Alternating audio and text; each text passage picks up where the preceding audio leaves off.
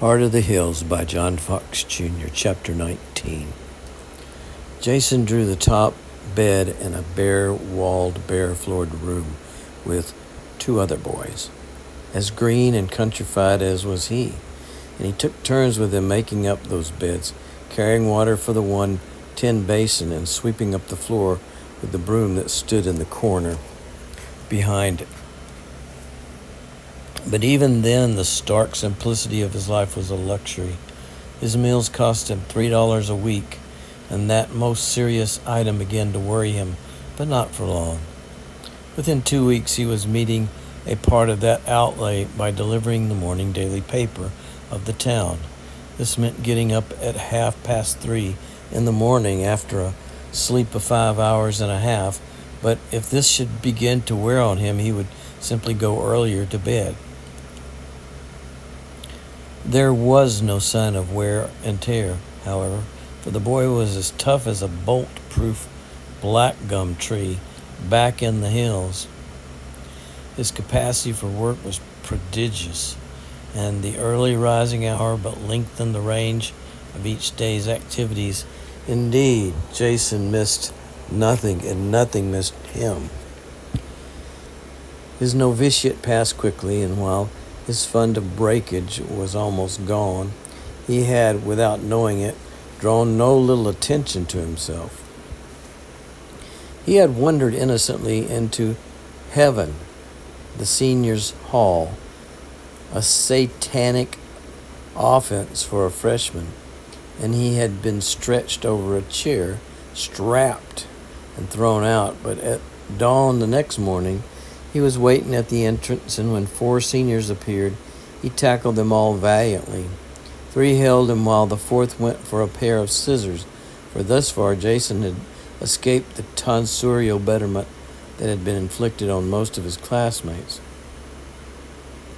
The boy stood still, but in a relaxed moment of vigilance, he tore loose just as the scissors appeared and fled for the building opposite. There he turned with his back to the wall. "When I want my hair cut, I'll get my mammy to do it, or pay for it myself," he said quietly, but his face was white. When they rushed on, he thrust his hand into his shirt and pulled it out with a mighty oath of helplessness. He had forgotten his knife. They did cut his hair, but it cost them 2 bloody noses and 1 black eye. At the flag rush later, he did not forget.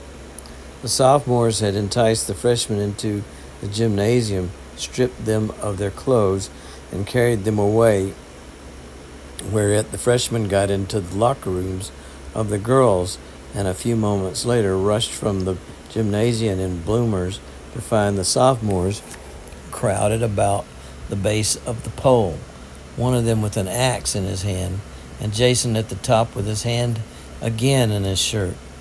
"Chop away," he was shouting, "but I'll get some of ye when this pole comes down."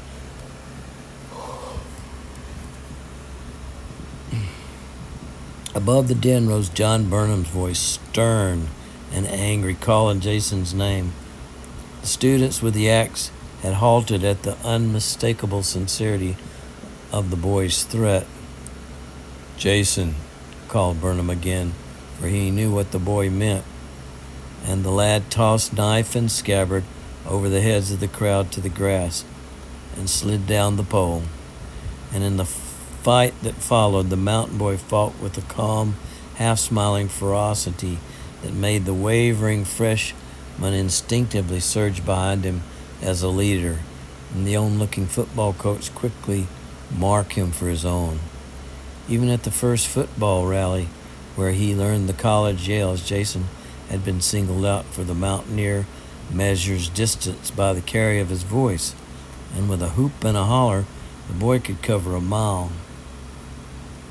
Above the din, Jason's cry was, so to speak, like a cracker on the whip of the cheer, and the yell master, a swaying figure of frenzied enthusiasm, caught his eye in time, nodded approvingly, and saw in him a possible yell leader for the freshman class. After the rally, the piano was rolled joyously to the center of the gymnasium, and a pale-faced lad began to thump it vigorously, much to Jason's disapproval, for he could not understand how a boy could or would play anything but a banjo or a fiddle. Then, with the accompaniment of a snare drum, there was a merry informal dance, at which Jason and Mavis looked yearningly on, and as that night long ago in the mountains, Gray and Marjorie floated like feathers past them. And over Gray's shoulder, the girl's eyes caught Jason's, fixed on her, and Mavis's fixed on Gray. So on the next round, she stopped a moment near them. I'm going to teach you to dance, Jason, she said as though she were tossing a gauntlet to somebody. And Gray can teach Mavis. Sure, laughed Gray, and off they whirled again. The eyes of the two mountaineers met, and they might have been back in their childhood again, standing on the sunny river bank and waiting for Gray and Marjorie to pass, for what their tongues said, then their eyes said now. I seed you a-looking at him. 'Tain't so, I seed you a-looking at her. And it was true now, as it was then. And then, as now, both knew it and both flushed. Jason turned abruptly away, for he knew more of Mavis's secret than she of his, and it was partly for that reason that he had not yet opened his lips to her. He had seen no consciousness in Gray's face. He resented the fact, somehow, that there was none, and his lulled suspicions began to stir again within him. In Marjorie's face he had missed what Mavis had caught, a fleeting spirit of mischief which stung the mountain girl with jealousy and a quick, fierce desire to protect Jason. Just as Jason, with the same motive, was making up his mind again to keep a close eye on Gray Pendleton. As for Marjorie, she too knew more of Mavis's secret than Mavis knew of hers, and of the four, indeed, she was by far the wisest. During the years that Jason was in the hills, she had read as on an open page the meaning of the mountain girl's flush at any unexpected appearance of Gray, the dumb adoration for him in her dark eyes, and more than once, riding in the woods, she'd come upon Mavis seated at the foot of an oak, screened by a clump of elder bushes, impatiently waiting, as Marjorie knew, to watch Gray gallop by. She even knew how unconsciously Gray had been drawn by all this toward Mavis, but she had not bothered her head to think how much he was drawn until just before the opening of the college year, for from the other side of the hill she too had witnessed the meeting in the lane that Jason had seen, and had wondered about it just as much as though she too had kept still. That the two boys knew so little, that the two girls knew so much, and that each girl resented the other's interest in her own cousin was merely a distinction of sex, as was the fact that matters would have to be made very clear before Jason or Gray could see and understand, and for them matters were to become clear at least very soon. End of chapter. Heart of the Hills by John Fox Jr., Chapter 20. Already the coach had asked Jason to try football, but the boy had kept away from the field. For the truth was that he had but one suit of clothes, and he couldn't afford to have them soiled and torn. Gray suspected this and told the coach, who explained to Jason that practice clothes would be furnished him, but still the boy did not come until one day, when out of curiosity he wandered over to the field to see what the game was like. Soon his eyes brightened, his lips parted, and his face grew tense as the players swayed, clenched, struggled, fell in a heap, and leaped to their feet again, and everywhere he saw Gray's yellow head darting among them like a sunball, and he began to wonder if he could not outrun and outwrestle his old enemy. He began to fidget in his seat, and presently he could stand it no longer, and he ran out into the field and touched the coach on the shoulder. "Can I get them clothes now?" coach looked at his excited face, nodded with a smile, and pointed to the gymnasium. And Jason was off on a run. The matter was settled in the thrill and struggle of that one practice game, and right away Jason showed extraordinary aptitude, for he was quick, fleet, and strong, and the generalship and tactics of the game fascinated him from the start. And when he discovered that the training table meant a savings bank for him, he counted his money, gave up the morning papers without hesitation or doubt, and started in for the team. Thus, he and Gray were brought violently together on the field. For within 2 weeks, Jason was on the second team, but the chasm between them did not close. Gray treated the mountain boy with a sort of curt courtesy, and while Jason tackled him, fell upon him with a savage thrill, and sometimes wanted to keep on tightening his wiry arms and throttling him, the mountain boy could discover no personal feeling whatever against him in return, and he was mystified. With the ingrained suspicion of the mountaineer toward an enemy, he supposed Gray had some cunning purpose. As captain, Gray had been bound, Jason knew, to put him on the second team, but as day after day went by and the magic word that he longed for went unsaid, the boy began to believe that the sinister purpose of Gray's concealment was, without evident prejudice, to keep him off the college team. The ball was about to be snapped back on Gray's side, and Gray had given him one careless, indifferent glance over the bent backs of the guards when Jason came to this conclusion, and his heart began to pound with rage. There was the shock of bodies. The ball disappeared from his sight. He saw Gray's yellow head dart 3 times, each time a different way, and then it flashed down the sideline with a clear field for the goal. With a bound, Jason was after him, and he knew that even if Gray had wings, he would catch him. With a flying leap, he hurled himself on the speeding figure. In front of him, he heard Gray's breath go out in a quick gasp under the fierce lock of his arms. And as they crashed to the ground, Jason, for one savage moment, wanted to use his teeth on the back of the sunburnt neck under him, but he sprang to his feet, fists clenched, and ready for a fight. With another gasp, Gray too sprang lightly up. "Good," he said hardly. No mortal fist could have laid Jason quite so low as that one word. The coach's whistle blew, and Gray added carelessly, "Come round on to the training table tonight." No mortal command could have filled him with so much shame, and Jason stood stock still and speechless. Then, fumbling for an instant at his shirt collar as though he were choking, he walked swiftly away.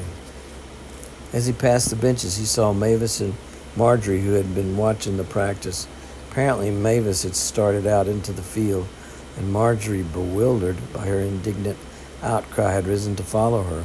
And Jason, when he met the accusing fire of his cousin's eyes, knew that she alone on the field had understood it all, that she had started with the impulse of protecting Gray. And this shame went deeper still, and his shame went deeper still. He did not go to the training table that night, and the moonlight found him under the old willows, wondering and brooding, as he had been long and hard. Gray was too much for him, and the mountain boy had not been able to solve the mystery of the bluegrass boy's power over his fellows, for the social complexity of things had unraveled very slowly for Jason. He saw that each county had brought its local patriotism to college and had its county club. There were too few students from the hills, and a sectional club was forming, the Mountain Club, into which Jason naturally had gone. But broadly, the students were divided into frat men and non-frat men, chiefly along social lines, and there were literary clubs of which the watchword was merit and nothing else. And all these sectional cliques, from the Purchase, Pennyroyal, and Peavine as the western border of the state, The southern border and the eastern border of hills were called. Indeed, in all the sections except the Beargrass, where was the largest town and where the greatest wealth of the state was concentrated, he found a widespread subconscious home-nursed resentment brought to that college against the lordly bluegrass. In the social life of the college, he found that resentment rarely, if ever, voiced, but always tirelessly at work. He was not surprised then to discover that in the history of the college, Gray Pendleton was the first plainsman, the first aristocrat who had ever been captain of the team and the president of his class. He began to understand now, for he could feel the tendrils of the boy's magnetic personality enclosing even him. And by he could stand it no longer, and he went to Gray. "I wanted to kill you that day." Gray smiled. "I knew it," he said quietly. "Then why?" "We are playing football.